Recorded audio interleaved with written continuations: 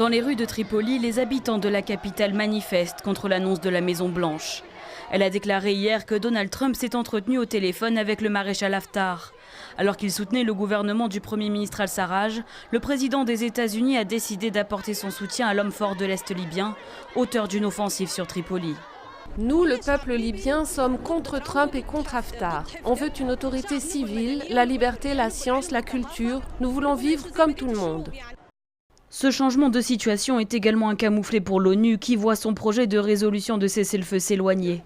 Mais cette annonce n'est qu'une façon pour Washington de clarifier sa position. Les États-Unis n'ont pas vraiment opéré un revirement. C'est que dès le départ, ils avaient deux fers au feu.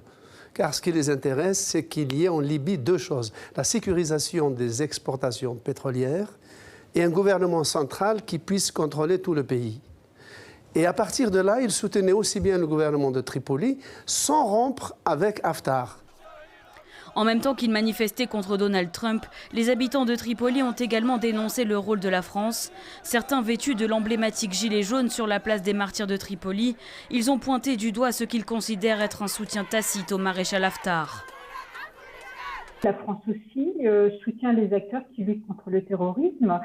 Elle ne soutient pas Haftar dans son épopée contre Tripoli.